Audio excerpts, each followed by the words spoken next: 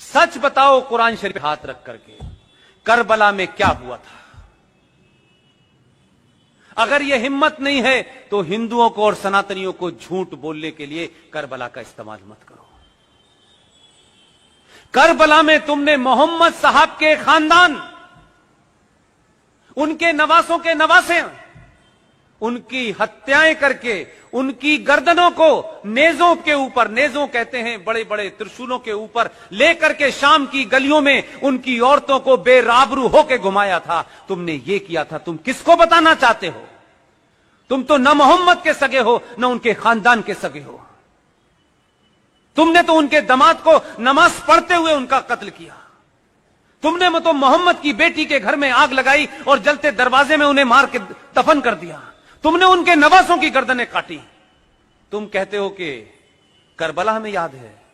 तुम करबला के बारे में झूठ बोल रहे हो। आज ये ताकतें कौन हैं?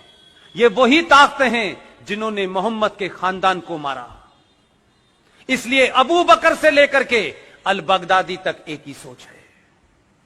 जो मोहम्मद के नहीं हुए वो हिंदुस्तान के कैसे हो सकते हैं? जो उनके नवासों के नहीं हुए उसके कैसे हो सकते हैं? हमको सिखा रहे हो? हमने तो और हमारे डीएनए में तो राजा दाहिर सेन का इतिहास नहीं पढ़ा है तुमने, और मक्कार इस देश के इतिहासकारों ने पढ़ाया नहीं है।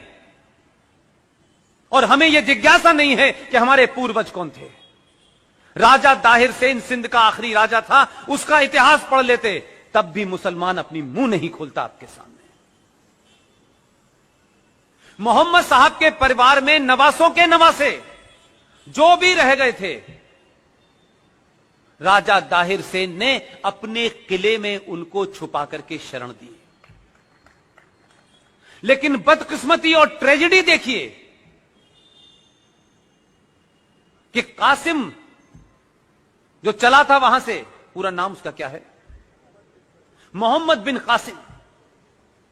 जो मोहम्मद बिन कासिम आया, उसने खानदान के खानदान मारे, मोहम्मद साहब के खानदान को मारा। राजा दाहिर उनके खानदान को बचाते बचाते, लड़ते लड़ते शहीद हो गया, लेकिन मोहम्मद के बच्चों पे उसने आंच नहीं आने दी। उस मोहम्मद बिन कासिम ने मोहम्मद के खानदान को मारा। पाकिस्तान का आज हीरो मोहम्मद बिन कासिम है। कहां के मुसलमानों हो और किस जगह के मुसलमानों हो, हमारे मुसलमान होने पे मुझे शक है।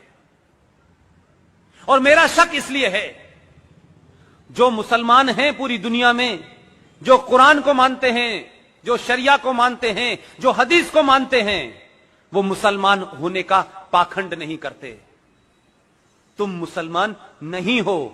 तुम इस धरती पे मुगलों द्वारा अत्याचारों के सामने तुमने तलवार के सामने शलवार पहन ली थी। तुम कन्वर्टेड हो, इसलिए तुम मोहम्मद के बारे में नहीं जानते। लेकिन हिंदुस्तान में पॉलिटिकली मुसलमान होना एक फायदे का सौदा है। सत्ताएं डरती हैं, लोग डरते हैं, समाज डरते हैं, नाजायज मांगों को लोग मान लेते हैं। इसलिए तुम असली मुसलमान नहीं हो, तुम कन्वर्टेड मुसलमान।